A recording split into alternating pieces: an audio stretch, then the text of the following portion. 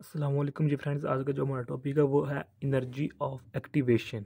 ये आज का हमारा टॉपिक है, इंशाल्लाह रहमान इस पर बात करते हैं। तो आइए स्टार्ट करते हैं। बिस्मिल्लाहिर्रहमानिर्रहीम, सल्लल्लाहु अला मुहम्मद सल्लल्लाहु अलैहि वसल्लम।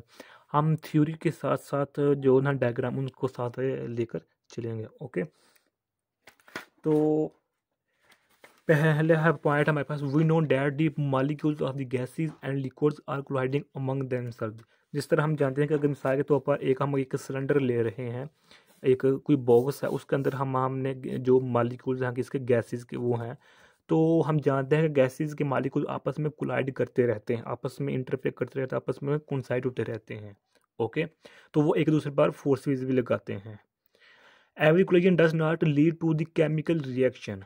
तो इसमें जो होते हैं मालिक्यूल्स ऑफ गैसेस, वो आपस में कोलाइड करते रहते हैं, आपस में जो फोर्सेस हैं एक दूसरे पर लगाते रहते हैं।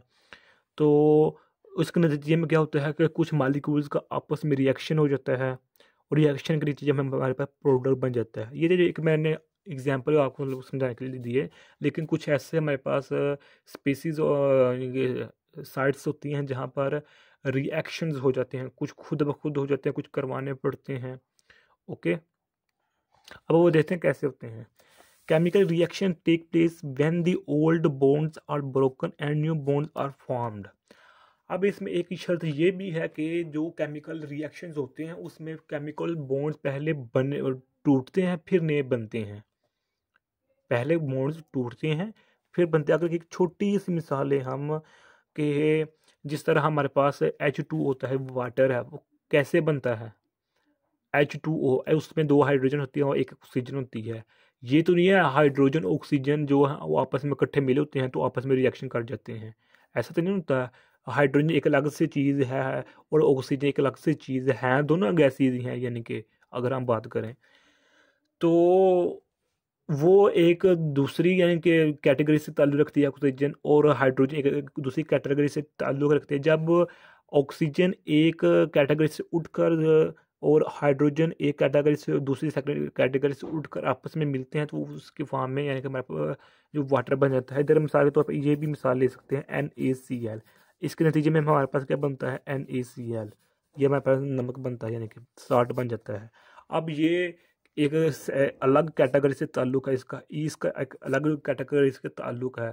तो जब ये आपस में अपने बॉन्ड्स तोड़कर आगे आते हैं तो उसको ये भी अपने कैटेगरीज में से निकल अपनी कैटेगरी में निकल कर जब आपस में रिएक्ट होते हैं, तो ये जिसके नतीजे में हमारे पास NaCl बन जाता है। ओके, आगे है अगला पॉइंट है मेरे पास, in order to break the bonds some extra energy is required. In other words the reacting molecule attain the activated state and become able to convert themselves into products। अब इसका क्या मतलब है कि कुछ रिएक्शंस ऐसे होते हैं जो खुद ब खुद होते हैं, और कुछ ऐसे रिएक्शन ऐसे होते हैं जो खुद ब खुद नहीं होते, बल्कि उनको हम अपने तरफ से यानी कि एक्सटर्नल सोर्स से एनर्जी देनी पड़ती है ताकि हमारे पास केमिकल रिएक्शन हो जाए और जिसके नतीजे में हमारे पास प्रोडक्ट हो जाए।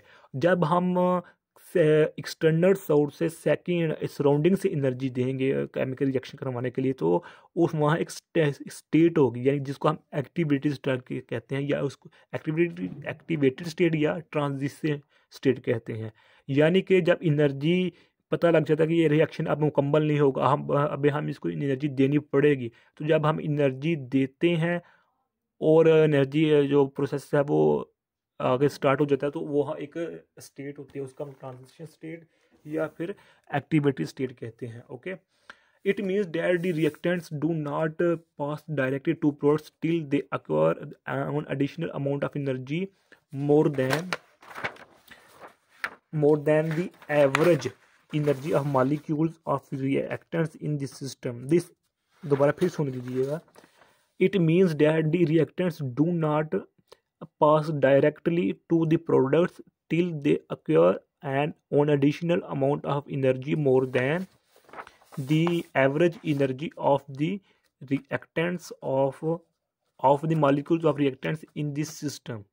This energy, which is more than the average energy and is just sufficient to convert, just sufficient, main point, to convert reactants into products is called energy of activation. अब ये डेफिनेशन है energy of activation, यानी कि activation energy की एक definition है जो पहले मैंने अर्ज कर चुका हूँ कि जब रिएक्शंस हम देख रहे होते हैं कि ये रिएक्शंस हमारे पास रिएक्शन ए है, क्या रिएक्टेंट्स हैं, रिएक्टेंट्स हमारे पास ए है बी है, ए और बी मालिक्यूल है, इसके नतीजे में हमारे पास प्रोडक्ट बनता है, सपोज करें हमारे पास सी प्लस डी। ओके, ये हम सारा सपोज कर रहे हैं। तो जब हम देखते हैं कि ए और बी रिएक्टेंट्स में मालिक्यूल्स आपस में रिएक्ट तो कर रहे हैं, लेकिन इतना रिएक्ट कर चुके हैं कि अब ये प्रोडक्ट पर पहुंच नहीं सकते, यानी कि इनके पास अब इतनी एनर्जी नहीं है। तो हम जो एडिशनल एनर्जी सराउंडिंग से एक्सटर्नल सोर्स एनर्जी देंगे, उस एनर्जी को हम एक्टिवेशन एनर्जी कहते हैं या एनर्जी ऑफ एक्टिवेशन कहते हैं। Okay, those molecules which possess energy of activation are said to be activated, यानी कि those molecules which possess energy of activation are said to be activated, यानी कि जिन मालिक्यूल्स को हम एनर्जी देकर कन्वर्ट कराया होता है किस में, प्रोडक्ट में, तो उन मालिक्यूल्स को हम एक दूसरे के एक्टिवेटेड मालिक्यूल कह सकते हैं। यानी कि हम मालिक्यूल ए को इसका और इसका इसको इसका या फिर इसको इसका इसको इसका इसका इसका हम एक्टिवेटेड मालिक्यूल कह सकते हैं, क्योंकि हम इसने खुद से एक्टिवेट किया हुआ है हमने। ओके, इसलिए हम इसको एक्टिवेटेड मॉलिक्यूल कह सकते हैं ऑफ ईच अदर या टू ईच अदर। आगे है consider the following diagram in which reactants are present at higher average energy than the product. Okay, according to the diagram the average energy of product is less than the those of the reactants, so the reaction is exothermic. पहले हम simple सा जो concept है उसको clear करते हैं, उसके बाद हम देखेंगे कि एक्सोथर्मिक और एंडोथर्मिक क्या होते हैं। पहले हम सिंपल सा कंसेप्ट क्लियर कर रहे हैं। बट अब इसमें बट आ गया है, जब बट आ जाए तो अब हम बातें देखते हैं। But reactants have to attain the activated state before forming the products. अब हाँ, एक सिंपल सा हम जो कंसेप्ट पहले समझे, उसके बाद हम एंडोथर्मिक एक्सोथर्मिक पढ़ाते हैं। ये हमारे पास रिएक्टेंट है, उसके पास एनर्जी है, तो एनर्जी उसकी इंक्रीज करती जा रही है, आसा इंक्रीज करती जा रही है, तो एक स्टेट आएगी तो उसके बाद उसकी एनर्जी डाउन हो जाएगी। जो जिस स्टेट पर से उसकी एनर्जी स्टार्ट होना शुरू हो जाएगी, यानी डाउनवर्ड, उस एनर्जी को स्टेट को हम एक्टिवेटेड स्टेट या ट्रांजिशन स्टेट कहते हैं।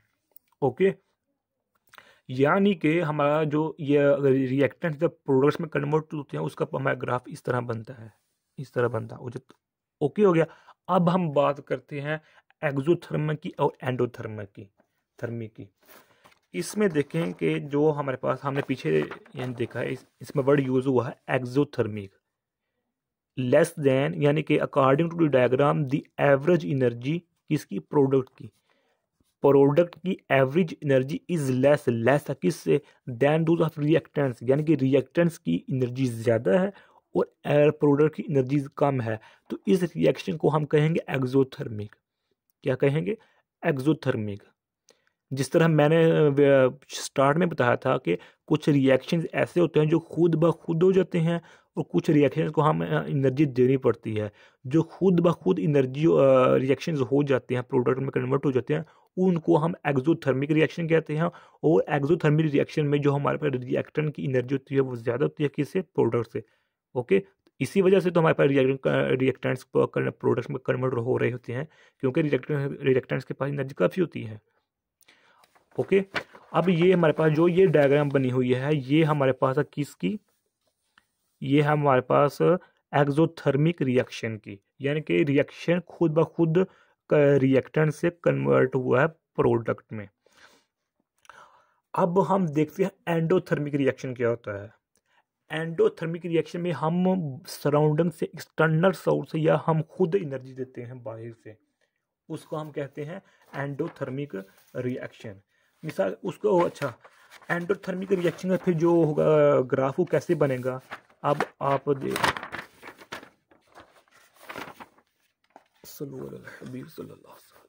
अब ये हमारे पास एक्सोथर्मिक रिएक्शन है का जो है ग्राफ है।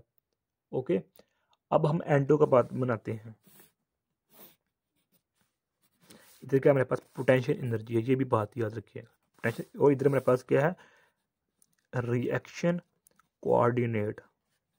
रिएक्शन कोऑर्डिनेट का मतलब क्या है कि जो था हमारे पास प्रोसेस कहाँ से स्टार्ट हो रहा है, कहाँ एंड हो रहा है, ये कैसे स्टार्ट हुआ था, कि किन किन पॉइंट से, किन किन मटीरियल से स्टार्ट हुआ और कहाँ ख़त्म हो रहा है, हम उसको एक्स एक्सिस पर लेते हैं हम। ओके, अब जो हमारे पास एंडोथर्मिक का रिएक्शन का ग्राफ बनेगा वो बनेगा ऑलमोस्ट इस तरह। एग्जैक्ट मुझे से नहीं बनेगा लेकिन आप ट्राई कर लीजिएगा, वो इस तरह बनेगा, इस तरह, यानी कि इधर से स्टार्ट हो रहा है और ऐसे जाकर ऐसे हो जाएगा। जबकि आप डिफरेंस देखें इसमें, एक्सोथर्मिक में हमारे पास जो ग्राफ है वो कंप्लीट नीचे आ जाता है। ओके, और जबकि एंडोथर्मिक में मेरे पास एंडोथर्मिक है, एंडो मीन हमने तो खुद से एनर्जी दी है इसको एक्सटर्नल सोर्स से, बाहर से। तो अब इसका ग्राफ जो प्रोडक्ट का वो अप है। अब ये ग्राफ क्या शो कर रहा है कि इसकी एनर्जी कम है, ये पोटेंशियल एनर्जी है वाई एक्सिस पर, वाई एक्सिस पर हमारे पास पोटेंशियल एनर्जी है। ये क्या शो कर रहा है कि रिएक्टेंट्स की एनर्जी ज़्यादा है कि इससे प्रोडक्ट्स की, प्रोडक्ट का इधर ग्राफ आ रहा है तो ये ऐसे जाएगा ना, तो ये देखिए, तो यानी कि इसकी पोटेंशियल एनर्जी की कम है कि इसकी प्रोडक्ट की, और रिएक्टेंट का ग्राफ इधर आ रहा है, तो इसका मतलब है इसकी एनर्जी ज़्यादा है किसकी, रिएक्टेंट्स की। ये किसके लिए, एक्सोथर्मिक के लिए। जबकि एंडोथर्मिक के लिए हमारे पास जो स्टार्टिंग है रिएक्टेंट, उसकी एनर्जी एनर्जी क्या है, ये है, और इसकी ये जो प्रोडक्ट है इसकी एनर्जी ज़्यादा है। अब इसकी प्रोडक्ट एनर्जी ज़्यादा, मिसाल के तौर पर इसकी 5 है, इसकी 10 है वैल्यू, फाइंड सपोज कर रहे हैं। तो अब इसका क्या मतलब है कि एंडोथर्मिक हमने खुद से एनर्जी दी, यानी कि इस सपोज कर इसकी, हम सपोज कर रहे हैं इसकी टोटल थी वैल्यू 50, लेकिन रिएक्शन होना चाहता था 70 पर, किस पर, 70 वैल्यू पर। तो हमें इसमें 20 ऐड कर दिए, यानी हमने खुद से इसको एनर्जी दी 20%। तो जो 20% जब हम इसको एनर्जी देंगे तो वो क्या होगा, रिएक्टेंट से प्रोडक्ट में कन्वर्ट हो जाएगा। तो उसके पास अब 70%, यानी कि 70% एनर्जी है। अब रिएक्टेंट की एनर्जी 50% ही रहेगी, इसलिए प्रोडक्ट की एनर्जी ज़्यादा होती है। ओके, यानी कि जो रिएक्टेंट्स है वो रोएगा कि रिएक्शन तो मैंने कराया, अब एनर्जी मेरी कैसे कम हो गई है। ये कि समझ आएगी, अगर से मैंने बताई बात बताई। अब ये मेरा पावर प्रोसेस इधर से ख़त्म हो रहा है, इधर एंड हो रहा है। अब एक नेक्स्ट पॉइंट देख लें, 2-3 है। The molecules of reactants must climb the energy barrier before they come down the hill to form the products. ये बता दिया जिस तरह कि जो रिएक्टेंट्स प्रोडक्ट्स में कन्वर्ट होने से पहले वो एक ऐसी स्टेट पर, यानी कि वो एट क्या नाम लिखा हुआ है, रूल डाउन, यानी कि क्लिम द एनर्जी बैरियर, यानी कि वो एक हाईएस्ट पॉइंट पर लाजमी जाएगा ग्राफ। ओके, ये वाला, ओके, यानी कि हाईएस्ट ग्राफ पर जाएगा, फिर उसके बाद कम डाउन होगा, डाउन मोड होगा। E1 is the energy of the activation for forward reaction and E2 is the for backward reaction. यानी कि जो हमारे पास E1 है, यहाँ से लेकर यहाँ एनर्जी हमारे पास किसके लिए है, फॉरवर्ड रिएक्शन, हमारे पास हम रिएक्शन को कन्वर्ट कर रहे हैं, हमारे पास रिएक्शन अभी चल रहा है। अब जब E2 क्या है, E2 क्या शो कर रहा है, बैकवर्ड, यानी कि रिएक्शन अब बैक हो रहा है, ये अप हो रहा है, ये डाउन हो रहा है। ओके, इसलिए अब ये एक इस लास्ट पॉइंट रह गया, वो भी देख लें। It is clear that greater the energy barrier smaller the possibility for the conversion of reactant into products. In other words, the energy of activation is one of the major factors which control the rate of reaction. ये बात बता दी है मैंने कि activation energy, यानी कि reaction energy of activation या activation energy हमारे पास नहीं होगी तो वो बहुत गहरा असर रखेगी रिएक्शन पर, कि रिएक्शन कंप्लीट नहीं हो सकता। यानी कि एक इम्पोर्टेंट फैक्टर है जो कि रिएक्शन पर, रिएक्शन के रेट पर डिपेंड करता है, केमिकल रिएक्शन के रेट पर डिपेंड करता है। ओके हो गया। अब इसमें हम, अगर मैं, एक पॉइंट रह गया है वो भी आप नोट कर लीजिएगा। वो पॉइंट क्या है, सपोज करें जिस तरह मैंने पहले आप लोगों की एग्जांपल दी है, किधर की एग्जांपल ये है, सपोज कर रहे हैं क्योंकि हमारे पास हमने इधर डायग्राम एक्सोथर्मिक के लिए लिखी है, अब हम एक्सोथर्मिक को ही डिस्कस करने लगे हैं। सपोज करते हैं हमारा जो रिएक्टेंट उसकी एनर्जी है 50%, ओके, और ये कंप्लीट होना चाहता है 70% पर। 70%, जब हम इसको 20% एनर्जी देंगे तो ये रिएक्टेंस कन्वर्ट हो जाएगा प्रोडक्ट में, ये तो हमें पता लग गया। अब जो हम 50 से लेकर 70 तक जो एनर्जी दे रहे हैं इसको हम कहते हैं कि एक्टिवेशन, एनर्जी ऑफ एक्टिवेशन या एक्टिवेशन ऑफ एनर्जी। ये ध्यान से सुन लीजिएगा, जब जो हम एडिशनल एनर्जी दे रहे हैं 50 से लेकर 70 के दरमियान जो एनर्जी दे रहे हैं, यानी 20% एनर्जी है, उस एनर्जी को हम एक्टिवेशन एनर्जी कहते हैं। एक्टिवेशन का क्या मतलब है कि एक्टिवेट यानी कि पहले से में से मौजूद में से जो हम खुद दे रहे, एडिशनल कर रहे हैं, जो खुद दे रहे हैं प्रोसेस को एक्टिवेट करने के लिए। एक्टिवेट से निकला है एक्टिवेशन। एक्टिवेट यानी कि स्टार्ट करने वाला काम है एक्टिवेट, ओके। तो जो 20% है उसको हम एक्टिवेशन एनर्जी कहेंगे। तो स्टार्ट से लेकर लास्ट वाले प्रोसेस को कहेंगे हम थ्रेशोल्ड एनर्जी, ओके। यानी कि अब 1 से लेकर 0 से लेकर 70 तक एनर्जी को हम कहेंगे थ्रेशोल्ड एनर्जी। जिस तरह हम फिजिक्स में पढ़ते हैं कि थ्रेशोल्ड फ्रीक्वेंसी, उधर फ्रीक्वेंसी का क्या मतलब वो होता है कि जब हम किसी मटेरियल में से इलेक्ट्रॉन को बाहर निकालना होता है तो हमें एट जो आने वाली लाइट होती है, पार्टिकल्स जो फोटॉन्स होते हैं, उसके पास इतनी फ्रीक्वेंसी होनी चाहिए कि वो मटेरियल में से इलेक्ट्रॉन्स को बाहर निकाल सके। उस फ्रीक्वेंसी को हम थ्रेशोल्ड फ्रीक्वेंसी कहते हैं। इसी तरह हम इसको थ्रेशोल्ड एनर्जी कहते हैं कि थ्रेशोल्ड एनर्जी वो एनर्जी होती है जो कि रिएक्टेंट्स को प्रोडक्ट्स में कन्वर्ट करने के काबिल होती है, ओके। तो ये आज का टॉपिक इतना था। उम्मीद है आप लोगों को ये वीडियो की समझ आ गई होगी। अगर फिर भी कुछ क्वेश्चन पूछना चाहते हैं तो कमेंट की सूरत में पूछ सकते हैं। और अगर आपने अभी तक हमारा चैनल पाक एमएन अकेडमी को सब्सक्राइब भी नहीं किया तो सब्सक्राइब कर दें, शेयर कर दें। जज़ाकल्लाहु खैरा। अपने दुआ में याद रखिएगा। अस्सलामु अलैकुम व रहमतुल्लाहि व बरकातुहू।